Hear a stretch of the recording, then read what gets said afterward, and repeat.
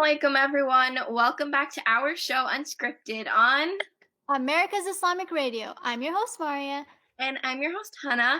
And today we have a very special guest with us who we're going to introduce in just a few moments.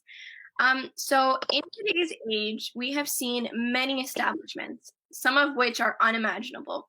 However, the search for modest clothing has not always been a walk in the park. Even now, Muslim women are really appreciative of other women who have taken on the responsibility and the commendable effort to provide an outlet, no pun intended, for them to shop for comfortable, modest, and much desired apparel. So, without further ado, today we are joined by the founder and CEO of Precious Noor, sister of Roja Khan. Precious Noor, like Hannah mentioned, is a modest clothing based in Queens. And so, sister, would you like to introduce yourself and tell us a little bit about Precious Noor and what it is? Well, first off, salam alaikum. Hello, everyone. Hope everyone is well. Precious Noor is actually a retail store. It's a one-stop shop it's a lifestyle store, actually, bearing in mind Muslim values. So we carry everything from ladies' wear, kids' wear, men's wear, books, toys, Eid decors, everything that we'd be scrolling hours and hours trying to find, where you can find under one roof. That's very interesting. And what would you say inspired this origination? Basically, exactly what I just said. Just, sometimes it's an occasion or it's Eid, and we're looking for something, and we go to the internet and we think we're going to be done in 15 minutes. But next thing you know, we're scrolling and scrolling for hours and hours, and who's going to take care of this and that and the kids? And next thing you know, it's 3 hours. So, I think that was really needed. Also, it's hard to find, say, an Eid basket or something, suddenly you feel like it's time to encourage, Islamic values. And it's hard to just keep searching online. When you come into a store, you can flip through the books, you can talk to somebody who's relatable. It's easier to find. And we are a store that welcomes, the whole family. So it can be a family experience. How many times have we gone to stores in the mall and we like something, awesome quality, but there's no sleeves? Then we got to put a cardigan and then it layers. Or we find a dress and there's unnecessary slit. So then we have to do something about that. So this is where we at Precious Noor can help. A lot of the things are in the stores, about 70% I designed them. Bearing in mind there's no compromise in modesty or quality. And we, cater to many things, from casual to corporate, from modern to traditional. So, alhamdulillah, it's still a new business, but, it's, mashallah, we have a good collection, alhamdulillah. Well, and I like when you were talking about the sleeveless, like when you go to the mall and you find a dress but it's sleeveless, you got it with a cardigan. I personally don't like, if I don't have to layer, like I really don't want to. Yeah. So I really try to avoid doing that. And then especially like when you have to, sometimes when you wear a long sleeve shirt underneath, it doesn't look good. You're like, oh my God, it's like a whole crisis. So My heart aches. I know the struggle. The struggle is real, and the less layers you wear, the more neat you look. You know, when I used to have a desk job, and then you have to wear suits. There's compromising things there with the female business suit, or you go to graduation party. My time, any party, we would turn to like traditional wear, you know. But it's about time where you can come in and carry that identity, right? And find something that's suitable, you know? Mm-hmm. And I really like that you brought up identity, because I feel like, I mean, clothing is just so much more than just what you wear, you know? Especially your style, your choice, you know? Everything kind of shapes who you are, essentially. So I really like that you brought that up. Now, moving on to the next question is, how do you define empowerment? For me, if I can bring confidence to the Muslim woman or the person who's conservative, and they can, whatever the guidelines are, modest guidelines, right? Especially modest guidelines. If they can feel confident, carry that identity, I've done my job. I've done my job. Bring them ease, because I myself, I'm a hijabi for 6 years. That's still new, you know. Um, so I've seen obstacles and obstacles, and either you constantly layer and it doesn't look as neat, presentable, and that can unfortunately blow a job interview, or maybe suppose you're a new hijabi. I've had many cases here. Also, a lot of customers come here and vent where they don't get that support from their spouse or from their family, right? Because when you jump into a different lifestyle, even if it's gradual, you may or may not get that support, right? I have an end-to-end wall of hijabs, right? All textures, colors, prints. You can identify yourself and be like, okay, I like that. I can, find an outfit with it. Back in my day, it was very limited, right? And sometimes, like, I have a sister coming and saying, I really want to, wear the hijab, but my husband doesn't like it. Or a brother will come in like, sister, when my wife comes out of the fitting room, can you please tell her she looks nice? They're trying to, drop a hint. It goes both ways. Or I've seen mother-daughter. Mother wears, trying to encourage the daughter, or daughter wears and, trying to encourage the mom, all these situations. So alhamdulillah, you can't do that online, you know, because there's, alhamdulillah, storefront. And again, you can identify with somebody in the store and have an open conversation, and be it someone who just likes black. Okay.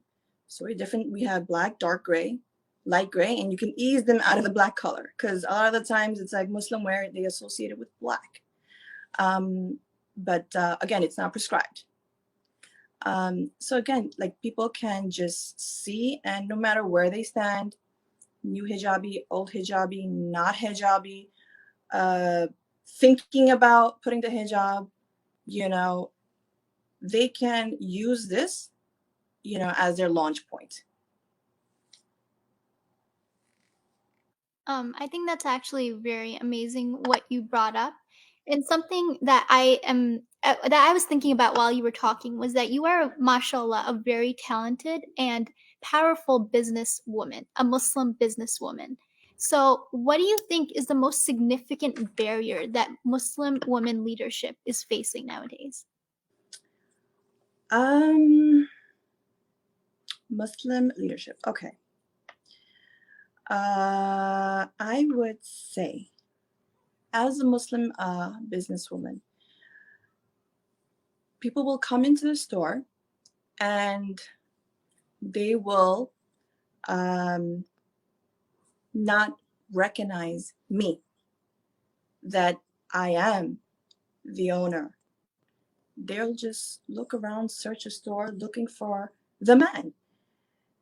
And that's the very first struggle, right? Muslim or non-Muslim, they just, look for the man. That's a thing. And many, many times I've been emails or suppliers or manufacturers, they'll say such and such Mr. Khan. Like, there's no Mr. Khan here. They're looking for a man. they'll read an email like they assume they're addressing a man. Um, uh, they'll come in and like, we don't see the owner. Where's the brother? I'm like, there's no brother here. It's a sister here. That's number one. But we also forget, right, that uh, who's the mother of the Muslims, first mother, who a businesswoman, Khadija radiallahu anha. So it was just, I'm like, could we get a little more schooling done? Could we voice it out a little, but alhamdulillah, I try to break it to them easily. Like, yes, I too can have a family and be a mother, and I too can run a business too. So that's definitely an obstacle. Yeah. And I mean, you're like, you probably already like see it, when other women come to you, that they look up to you, even if they don't obviously come and tell you. But yeah, I mean, Yeah. Mari and I look up to you. That fills my heart. I honestly, I try. I am no one. I see customers come in, sisters, families come in, they come in. I remember being in my office, and I've had my sales associate in the front, and I've had many occasions where they just wanted to give me a hug, just so I'm a sister and I'm doing it, or I'm a brown person and a woman and doing it, or a mom. Sometimes I bring my kingdom to my store, right? Alhamdulillah, I have 3 boys. So I bring my kingdom to my store because I have to take care of something. And they'll see, like, I'm bringing my battalion with me, and it happens. But it's not impossible. With just making a good schedule, sticking to it, obviously support from home, it's possible. It's possible. And just, if I can service my community, that's just awesome for me. Again, this started being just like, okay, you know what? There's a disservice in, clothing. There's a disservice where, why can't we get all the books that we want to, find for kids, adults, teenage kids? Like, I have books for, what is it called? The big changes for boys, or the big changes for girls, right? Some of these titles would be in the shadow. We don't know about them. You walk around in a retail store, I'm like, oh, I have a kid who's like 12 years old, or, 8 years old, or a daughter. Like, oh, maybe I could pick this up. So alhamdulillah, not that it's just a clothing store, it's also resourceful. Yeah, alhamdulillah. And so, I mean, you just kind of gave us a little insight into the origin. Can you walk us through the steps of like the establishment of Precious Noor? So it started as just taking notes on my journey, as looking into, as I was coming closer to the deen, because I'm born and brought up in New York, American girl, exposed and bombarded with the latest trend and fashion and lifestyle and everything. When my parents came in, it was sort of like, let's just fit with what we have. It was a struggling generation. Then came my generation. So the identity wasn't so crystal clear. But that led to, right, when you're starting a family, I think there's a lot of questions that you don't have full answers. And when you have full answers, like, okay, there's a lot of conflict here. What to do? So I felt like a lot of people could relate to that. A lot of people.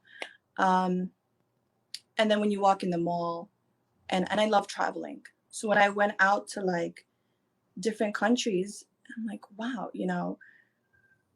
go to Dubai, go to anywhere, you can find people that look like you. Come to New York, and it's like, huh? You kind of get lost. So, and it's strange because, Fashion Week, New York is a center of fashion, global fashion. But just recently, D&G came out with an abaya. Just recently, Nike came out with hijabs, a sports hijab. But I think that's late. UK, so much options. Canada, UK, everywhere else, but I felt like New York wasn't there yet. But New York is like the center of fashion. Yeah. So that's where it started, and then my struggle with finding things online was so hard. But and slowly but surely, we were looking for a location. Alhamdulillah, we're in Glen Oaks, Queens. Um, and then also bringing up the level, right? Usually my community folks, we end up finding our abayas or hijabs in some hole in the wall place or somebody's basement Yeah. or something. Or you go to the mall and like, okay, let's be 21st century, and you end up putting 4 layers on Yeah. because you're missing sleeves or something. So yeah, it felt like, it just some work needed to be done. Definitely. When was Precious Noor established? So we have online, it's been 2.5 years. Physical store, a year and a half. Okay, mashallah. So, what is the best and worst decision that you have made, and how has it impacted you in the long run? So best decision was opening Precious Noor in normal times. Okay. Considering the current time, I guess moving virtual, right?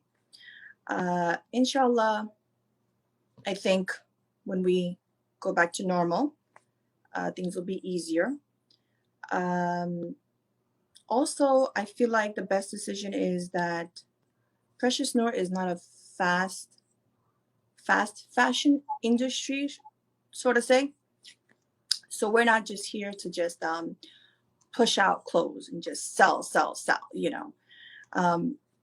Forget the quality, forget what the whole basis was.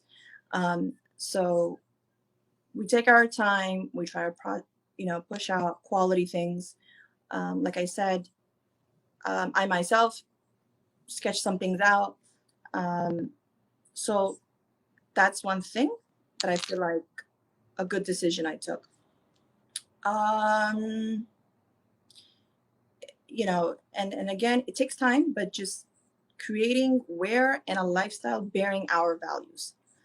And not just our values. I've had non-Muslims come in, and funny, we have a full sequence dress, and a customer wanted to buy it, and she saw it, she fell in love, she goes, oh my God, I saw this for $500. And she was thinking twice. She came and found it, but obviously the cut was modified so that there's no long cut in the back and has sleeves and all that good stuff. And she took the dress, she bought it, she goes, oh my God, it's amazing. And I was just thinking like, wow, how things have turned, right? Here we go to so many stores and we're like, okay, I know I'm not going to find sleeves, I know it's going to be transparent. And how they've come in here trying to find fabric, wanting that extra yard of fabric. I've had customers come in, they're going to business parties or business meetings, and they're like, I'm tired of wearing my spaghetti straps. I'm tired of, showing skin. Like, this is like a legit clothing store, that sells clothing. Not to say anything else about any industries, but again, there's a fashion out there for conservative people, and a corporate world is always going to be a corporate world. Not, so they come. It's funny. Alhamdulillah, it's being recognized. And so, I mean, with that, do you have any advice for young Muslim women who are working on establishing something of their own, or just general advice you want to give, like wisdom you want to impart on us about the search for success? I know that's kind of like a heavy loaded, that's like a bigger question, but Young.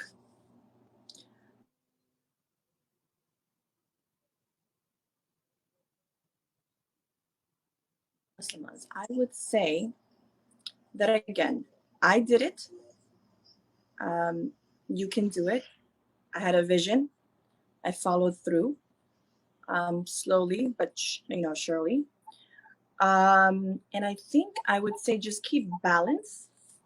As a Muslim woman, I, try my best to keep my home, my family, you know, intact, right? Um, at the same time, I try to make time to do things for my mental well-being, right? Take the time out, you know, um, so take the family out, do these things, take time alone, do things. It can be overwhelming, but I feel like um, just to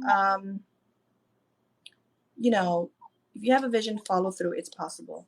You still can have that identity and do so much more, right?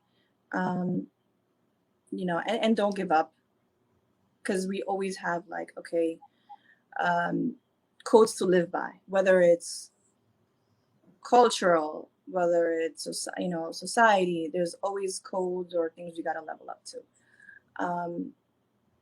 So with that being said, it's still possible. You can do it. Just come into your business with your whole kingdom, and happens. Yeah. All right, guys. So you heard her. You can do it. And so with that, we are going to wrap up this interview with Sister Afroja of Precious Noor. But before we actually do, Sister Afroja, do you want to kind of give people more information about where they can come or where they can go to buy your merchandise? Sure. So we are located at 255-11 Hillside Avenue, and we are in the hub of Glen Oaks. And again, you can reach us at 516-56, I'm sorry, edit, 718 536-6331. We also do virtual store tour.